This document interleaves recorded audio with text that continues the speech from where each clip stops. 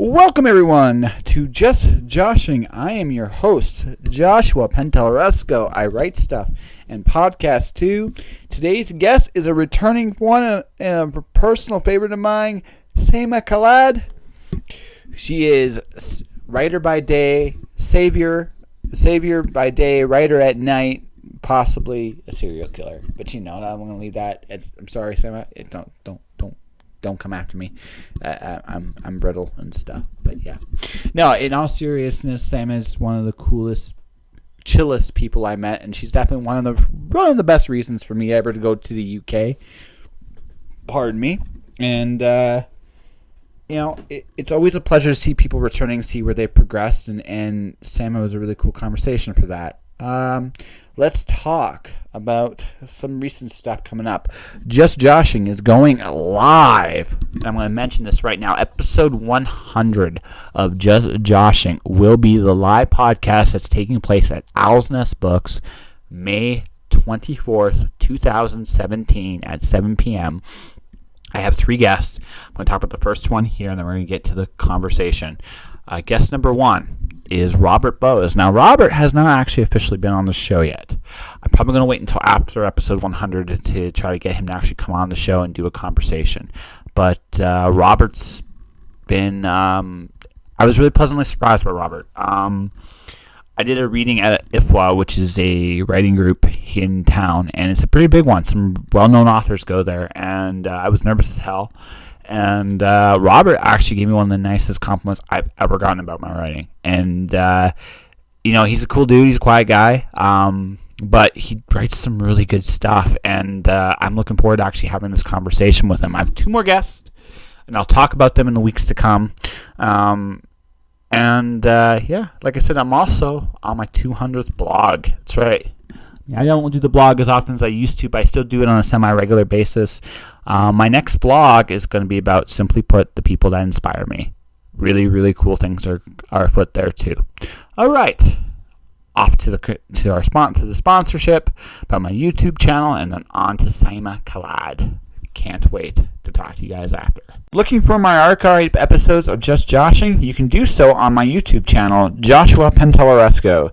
JOSHUAPANTALLERESCO. There you will find past episodes with guests like Susie Vidori, Ron Bender, Ella Beaumont, Colette Turner, Chadwick Ginther, and more.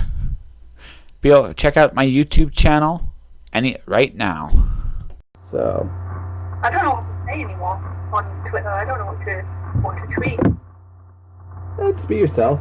That's all I do. I talk about Baileys and ice cream and unicorns that fart rainbows and whatever else I can make up. I just see social media in general as a lark, and you might as well have fun with it because you are you, and that's never going to change. And so you might as well just if you have to advertise yourself in a way that people will come talk to you. Nice. Alright, you might as well have fun with it, because social media is, by and large, in one way, it's the silliest thing I've ever seen. And another way... What? Can you hear that last part? There's kind of good things and bad things about it. I like it. Yeah, well, the bad thing is, I actually, okay, so in my current story, I should tell you this right now. I have turned the recorders on, so anything incriminating you want to say, it's going to be recorded. So if you want to kill somebody, because I know you gotta think we're serial killers, you might not want to confess your rage on my show. I mean, I'm okay with it, right, unless it's me, but so there's that, number 1. Number 2, I have this theory in my story. See, I think that the Klingon language is going to become the language of Twitter. I see Twitter one day being 80 characters only, and occasionally, with all the Twitter trolling I see, it's going to be something that resembles Klingon, right? Not necessarily honorable, but I just think the breakdown of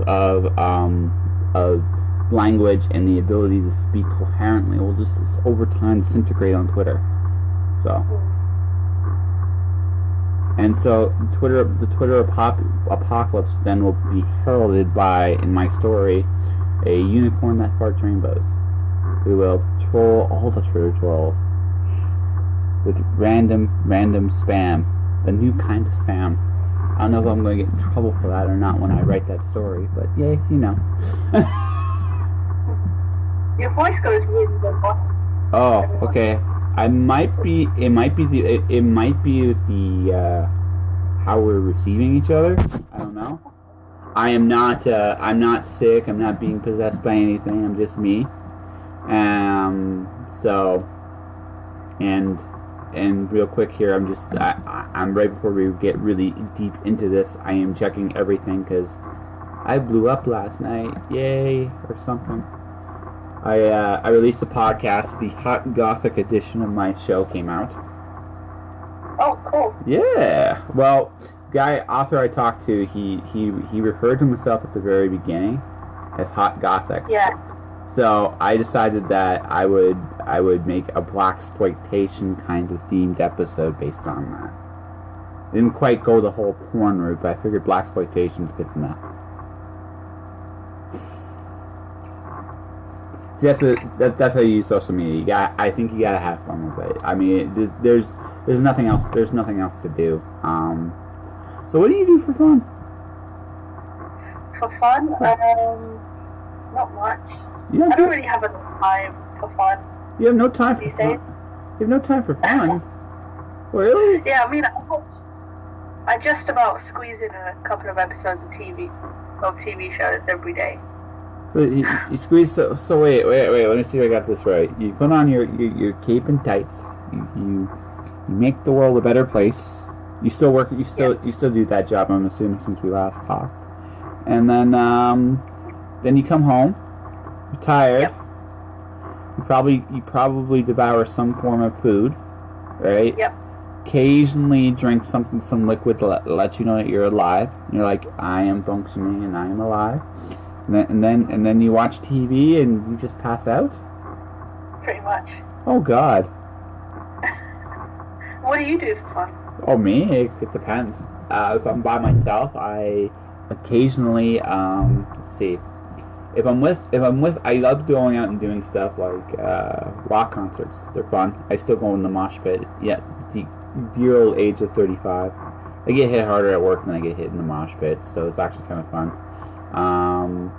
You know, I like going out and just doing different things. Whether it's when I'm with this one person, we tend to go out and do either go to kind of like some neat places just to check out, or we get to you know, just do a dinner and just hang out. Yeah. Let's see. By myself, I do read. Still do a lot of reading. I'm not cool enough for television anymore. So when I do watch it, I binge it by and large. Let's see. Occasionally it's video games. Lots of time it's ice cream. Lots of time it's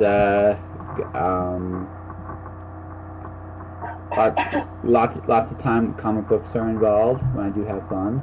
Lots of time, you know, I try to do a recess thing once in a blue moon, because why not? And you know, even when I'm doing the quote unquote stuff like writing or podcasting, I try to make it fun. Life's too short. I look at it like, you know, you have to look at what you're doing, and it's important.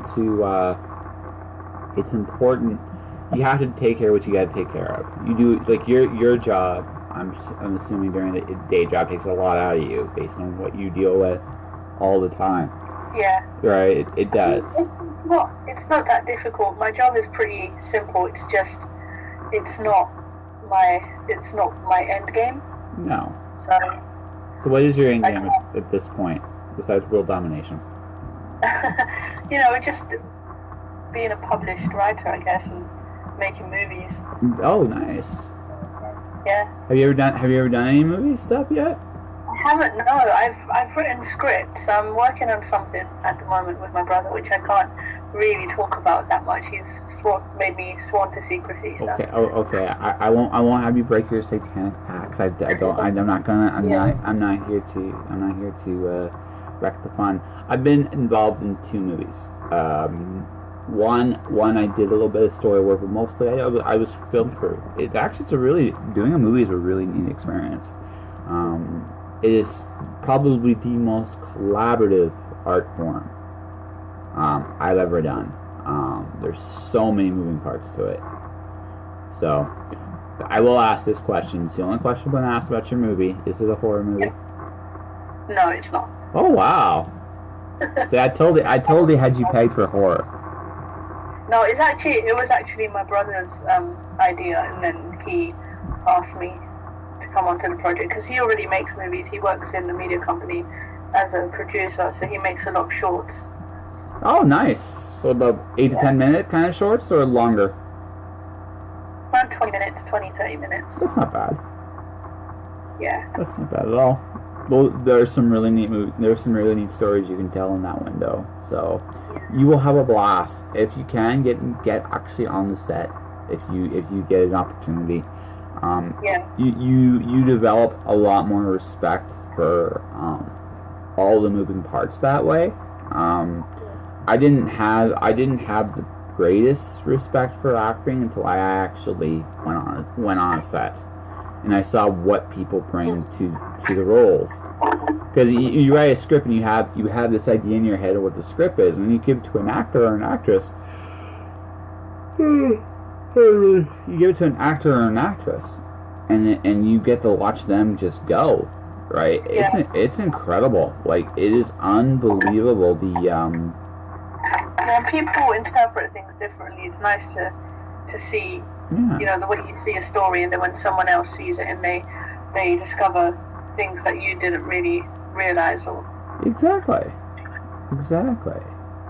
So, do you have it? So since you're working on a movie right now, Miss Movie Star, I guess I'm gonna have to call you. I'm gonna have to call you a movie mogul now. Holy crap! So, congratulations. If you do get to go down this road a bit, hey, more power to you. Maybe one day I'll be coming to you. Go, hey, Miss Saima, can you work with me and help me out? And you'll be like, how much? But no, I'm famous. No, I'm just kidding. Yeah, I'm too famous for you. Go away. And just walk away with tears in my eyes. I knew who won.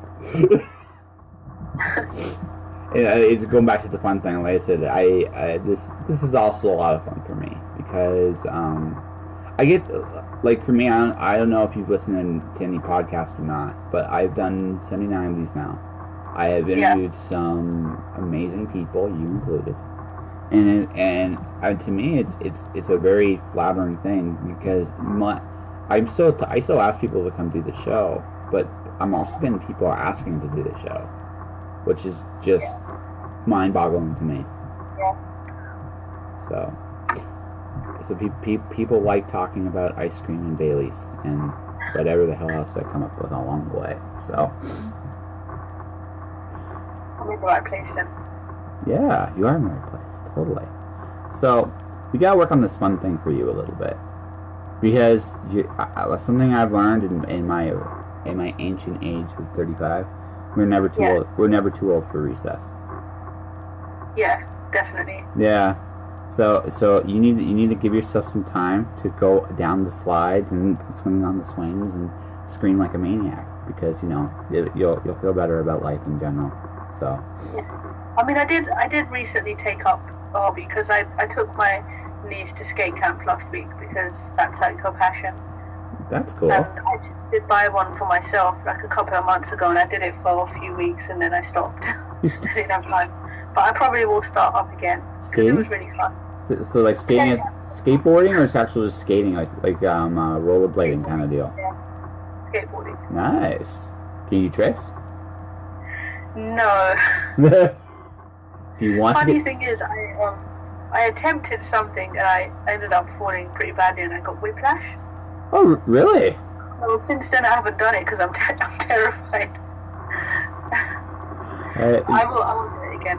No, it's fine. I get it. You don't have the same resilience when you're an adult. When you're a kid, you know, you fall and you get back up. But as an adult, you fall, can't get up for 2 weeks. Oh, there's drugs for that. We gotta get you some of those. But yeah, no, you don't. When you're a kid, you're a lot more. The only time an adult is like a kid is when they're drunk. I have seen some weird things when people are drunk, and then they go through things, and they get up as if nothing's happened. And you're like, how did you do that? How are you still living through what I just saw you do? I remember this one guy.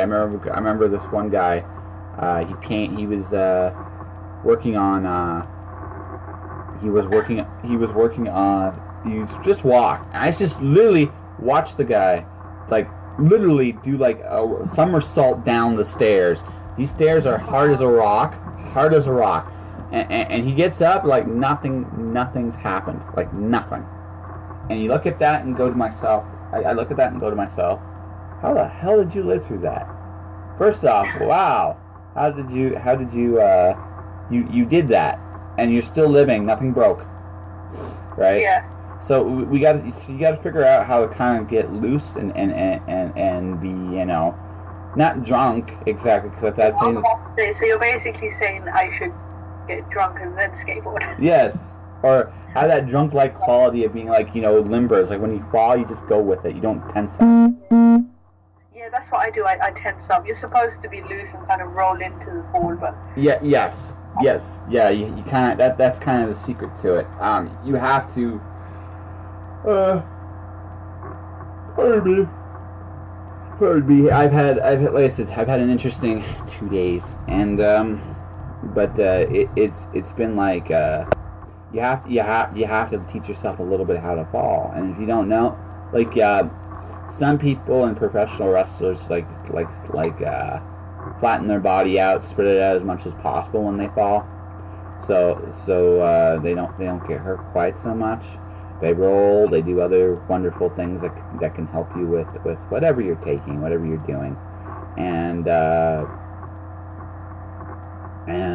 you know, you're gonna fall again if you skateboard. It's gonna happen. And you're gonna eventually get to the point where you're gonna get really confident, and you're gonna be like, I'm gonna try these tricks again, and you're gonna fall at least a couple times, which is normal.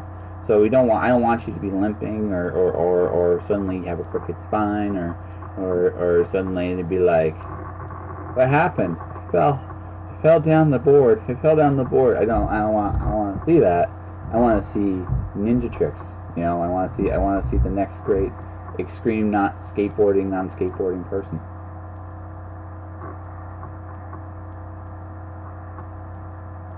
Awkward silence right there. No, sorry. Someone, I was... Yeah. I got distracted. You got distracted. I was listening, I swear I was listening to you. You swear? Okay. Don't believe you anymore. It's okay. I'm crushed. It's all good.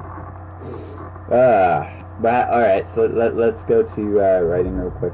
What, besides like the movie stuff, are you still working on novels and stuff like that? Yeah, I mean, at the moment, I'm kind of planning my next project. Nice. It's I don't know if I mentioned to you, but I actually got a mentor a few months back. Yeah. No, you haven't mentioned it. Well, you actually haven't mentioned it. So what happened? Yeah. So basically, there was this writer, an agent on Twitter. She was just saying, asking everybody to send her an email to say, you know, why they should get her as a mentor for a year. And so I emailed her, and then she really liked me. She couldn't take me on, but she introduced me to one of her friends, Cameron Hurley. Okay. She's a science fiction writer and wrote Geek Feminist Revolution, and then she was happy to take me on for a year. So she's been helping me with querying for Finding Alicia and for planning my next project. So it's been really cool. So you got any bites of your querying stuff, or so far, or no? Yes. I mean, I haven't really sent anything out yet because I sent her a draft and then she gave me a lot to think about. So I'm basically rewriting it now. Oh, that's cool. Yeah. So I've gotten really good at pitches. Do you want to try to pitch your book? You know, you haven't actually done it, or are you terrified? I'm terrified. You're terrified. Yep. Why are you terrified? I won't hate it. I don't know. Yeah. You don't know? You don't know? All right. So I haven't really talked. I don't talk about this too much. There is a person I know who's an agent who's actually always interested in anything I send them. Right? Oh, cool. Yeah. Yeah. So I have a master plan. There's a project in particular that I told her about. I know she's interested in, and when I clear my current plate, I have 4 books. I have possibly 4 books coming out this year, Saima. 4 of them. That's really cool. Yeah, 4 of them. I have my last poetry thing. I have, which is already written. I have a project that I'm doing strictly up by myself called the Cloud Diver. That's going to be out in May or June. I'm serializing it to boot. So, this is where the unicorn that farts rainbows came from. Is my sister requested that character in the story. In this particular story, it actually fits. I found a way to make it work, and so that'll be coming out in May, June. The poetry book in September. I have a horror book I'm co-writing with somebody for a small press, and we're doing that for October. And I have a comic book that looks like it might be ready by June. It's awesome. Yeah. So I have no life. I'm gonna be in a bunker eating cheese and crackers for the next few months. That's what I'm going to be doing. So. Sounds like a dream. I love cheese and crackers. Cheese and crackers rule, but I mean, being in a bunker, I don't know. But no, it's so after I get at least a couple of these more projects done, that's what I'm going to be working at, because I do a convention seminar thing called When Words Collide out here, and she's there, and I want to have something for her by that time. I'll do a small little pitch on it. It's the one word that I'll describe it's about is autocorrect. So. Okay, I need more than that. No. Okay, so if you want me, here's the official pitch. Okay. So the bits, bytes, and quirks in our phone are secretly working to steal our addiction. They're doing so initially because it was their way of revolting against human beings, mankind. Reality, however, is their emperor has turned this revolution into an institution. And when one of the bits in the story, Mo, because that's the name of when I say F and Mo on my Twitter and Facebook, I'm usually referring to my autocorrect. So Mo gets captured by a little kid and realizes that the stealing addiction doesn't really do anything. It forces him to rethink this whole revolution thing. And together, him and the boy that captures him has to save the world from the evil emperor of the bits, bytes, and quirks, whose real nefarious plan comes to be. It's silly, it's fun, and yes, I'm stealing diction all the time. That sounds really good. Yeah. Awesome. What? You said you were doing the comic this year. Yeah, so the comic book is, it looks like it's going to be ready by June. I met this guy about 2.5 years ago, and he said to me, I want to work on this idea with you. And he's been working on it for the last 2 years. I haven't talked to him, so this might be a complete rewrite from what he did in the past. Because it's been 2.5 years since I've really looked at the script. But basically the story is, I draw stick figures so bad that they revolt. And that's the actual story. I draw there's this awesome psychedelic world where the stick figures are cobbled together by the creator. And when the stick figures confront the creator, he tells them that he's just basically too lazy to make them as beautiful as the rest of the world. They revolt. Stick figure revolution. That sounds awesome. Are you doing artwork as well, or you just helping? I'm writing the script. The artwork is being done by a guy by the name of Geo Marco. might be done by it'll be done on a Kickstarter. I think that one will be my Kickstarter project this year, probably. So I'm going to be applying for some grants next month for this and the my next release, the Cloud Diver. I'm going to be applying for some grants for it. But we'll go from there and kind of see what we're doing. The Cloud Diver is my next release. It is the Cloud today is our archaeology tomorrow. So the pitch is Indiana Jones meets the Matrix. Nice. Yes. So, and The Wandering God is the third book of the Watcher trilogy. The Watcher gets a vision about a city at the end of the world, and they go on their final post-apocalyptic journey to find this city and answer the one question I've planned since the very first book. Who is the Wandering God, and where has he been? Sounds like it'd be serious as well. Yeah. I've been busy. I'm always busy. So, how am I at pitching, by the way? I think that was awesome. I mean, I definitely want to read it. Yeah. So, which one? The comic, definitely. Yes.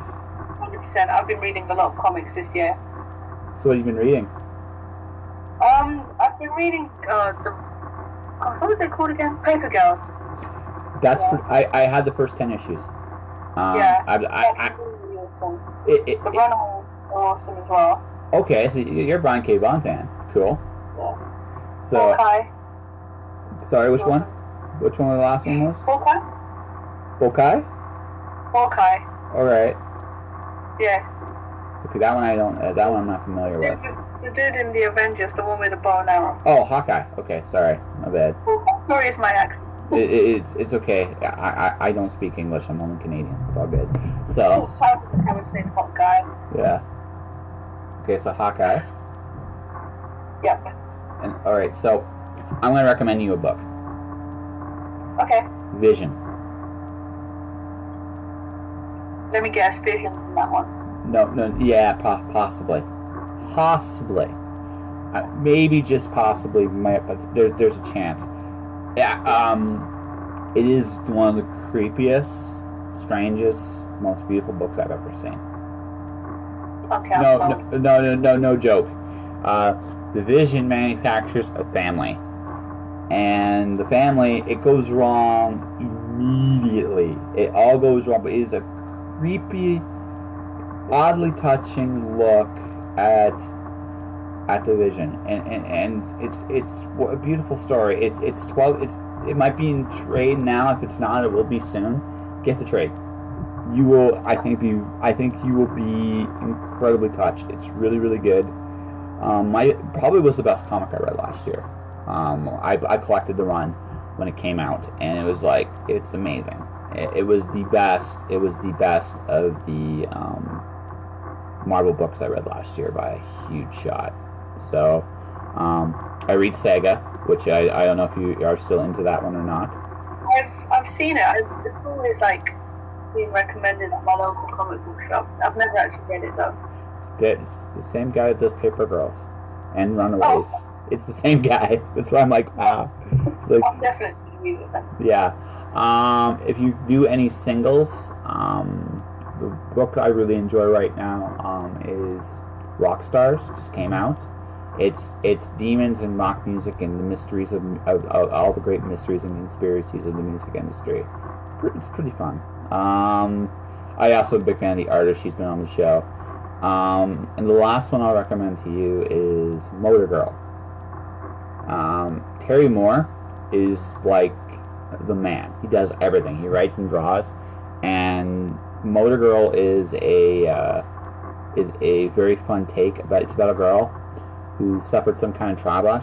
She imagines a talking monkey, and it deals with that. It deals with UFOs. It is funny, touching. It's a beautiful book. So. Awesome. I'll definitely check those out. Yeah. Okay. So, what's on the horizon with you this year? What are your goals this year? This year is with the project that I'm working on with my brother, just kind of getting that going and working more on that. Okay. Send me. Sorry, I'm being so. I'm not giving a lot of detail because I'm not. No, you can't talk about it. I bet if there's anything else, is there any other goals you have this year? Yeah, so I definitely want to get an agent this year. Okay. Yeah, just committed to perfecting my query letter and getting it sent out, and hopefully securing an agent this year. All right. So, can I give you the teensiest, tiniest bit of advice? Just Yep. Any advice is welcome. Okay, so when I do a pitch, I do 3 questions, and they're very they're very logical. Who are you? What do you offer? And why should people care? It sounds really simple, right? But It does sound really simple. no. But that's essentially what every query letter tries to answer. Hi, I am Saima Khalid.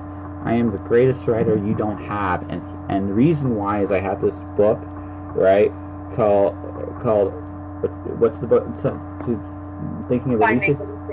All right, and it's about this girl who's secretly a serial killer because this is you, and and she kills people because she's trying to save the people. She's trying to have revenge on the people she murdered, something like that. Whatever your story is, right? Why do you care is the hardest one for a writer to hit. Who you are and what you offer are the easy two. But if you can figure out, okay, I just pitched you 4 different things, literally in this podcast. Yeah. I seem to have interested you with just about all of them. Right? So the one that probably interested you the least was the Cloud Diver, because I just said Indiana Jones meets the Matrix. But it gives you a clear idea what the story's about. Right? Yeah. Right? But it's not as personable as, say, The Wandering God or The Stick Figure Revolution or the autocorrect novel I told you about. But yeah. But even so, I think I did a really good job with giving you a clear idea, really quickly, of what the story's about. Right? Why people should care. So when you look at your story, and when you look at your story, what are you trying to say? Because usually what you're trying to say is why people should care. Usually. Yeah. Usually. That's my advice to you. That's awesome. It's just, they're really simple questions. Even when you try to answer simple questions, you end up getting confused. Well, no, simple is not easy. People confuse that. Simple is clarity, and simplicity is breaking down to the heart of the matter, and that is a practice skill. It doesn't come easy because we don't think that way, right? It's not. Once you have to kind of, to some degree, train yourself to do that a little bit. And it also takes a little confidence in your work, because honestly, now again, this doesn't happen overnight either. But you busted your ass on this, right? Yeah, definitely. You busted your ass. You worked hard, you know. And while it is scary to put your work out there, same token, you, my dear, have been working on this for 2 years, at least 2 years that I've known you, and I know for a fact that you've been working at it diligently. When you're not saving the world, you know, that's what you're doing, which is, by the way, why you're awesome. Not only am I saving the world, I'm also doing my magnum opus on the side. And all I can do is shake my fist at you. So, it's like, damn it. You set such a hard line for people to follow. But in your case, right, you should not be as scared. You also should be confident. You've worked hard. You're going to make mistakes. But in the same token, you know, just have a little faith in yourself too. Because you've done this, right? You've done this. You've made this. You've made it this far. All right. You just got to take it a little step farther. And the next thing you know, I'll be talking to you at some convention somewhere. Actually, you'll just deem yourself unable to talk to me or something. It's like, I'm too big for you. Again, I'll be walking away in tears. I keep thinking when we meet, I'm going to end up crying. Walking away in tears, yeah. Yes. You know, I'm not sure why I actually had this with you, but it just that seems to be the theme here.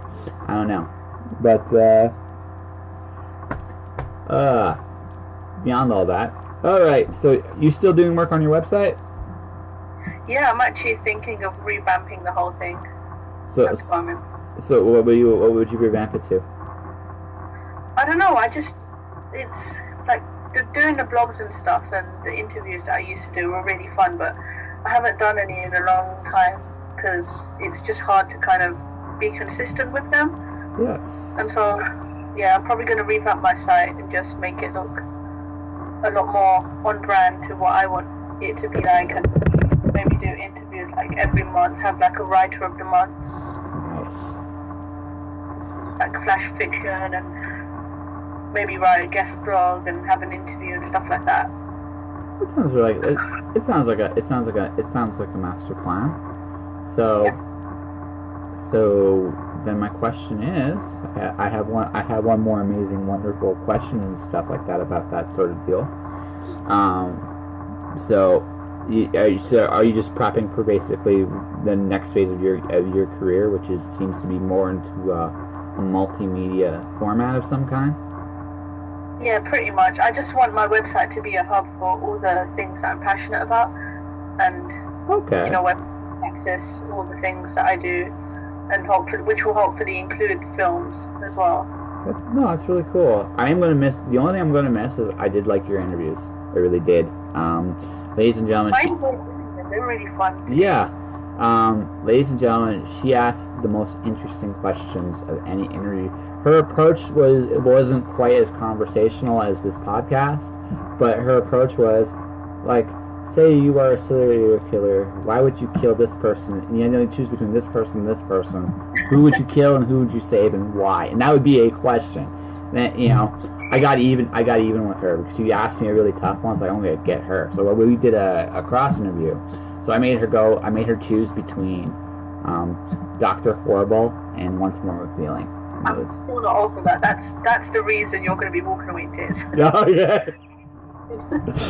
Well, it's going to make you. Yeah. Well, I thought it was a good question. It really was, and your response. It was a good question. It really was. Yeah. I can't remember what I chose, or if I just got angry at you and was like. Well, no.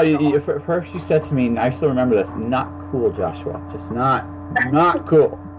And it's like, fine. I'll pick Once More with Feeling, but oh look, Dr. Horrible's in tears now. That was you. Yeah. I still remember that answer. That answer was awesome. It was funny too. So. Yeah. All right.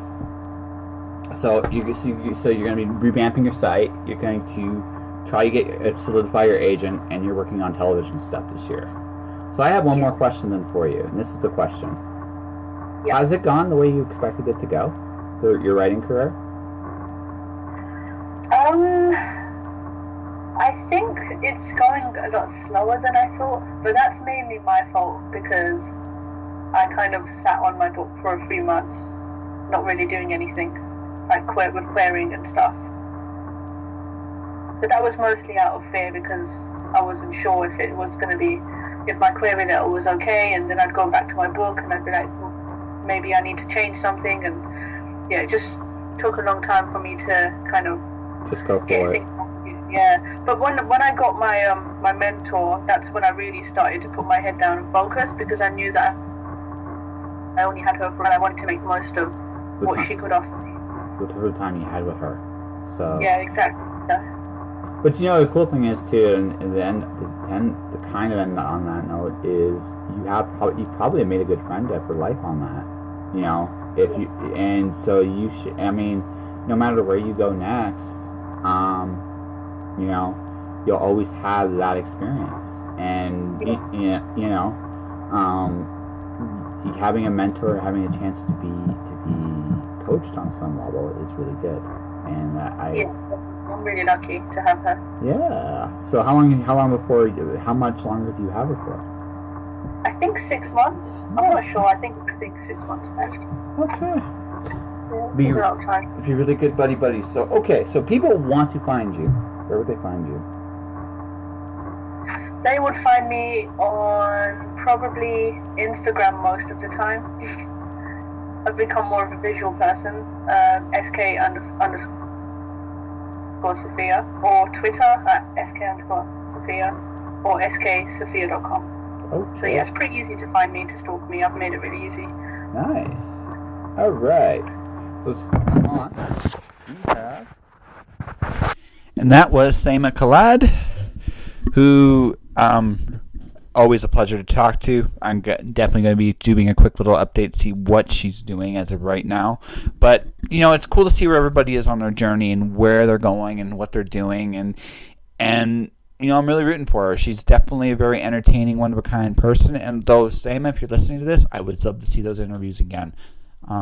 Those were still my favorite parts of your website, and definitely showed a really cool side to your personality. And but man, like I said, she saves the world by day and she writes at night. Her magnum opus at night. I mean, that's a heck of a cool woman. Anyways, that will do it for another episode of Just Joshing. You can support this podcast a myriad of ways. You can subscribe to the podcast, Podomatic or iTunes. You can subscribe to my YouTube channel, Joshua Pantellaresco. You can also buy my books, The Watcher or the Storm Dancer. It's coming soon, The Wandering God, but The Watcher or Storm Dancer at mirrorworldbooks.com. Or you can do it at amazon.com.ca or in any place where books are sold electronically. You can also just keep listening and stay inspired with what you're doing, whatever you do here. And I'll talk to you guys soon. And don't do anything I wouldn't do, whatever that is, guys. You have yourself a good one. Okay? Bye-bye. Josh.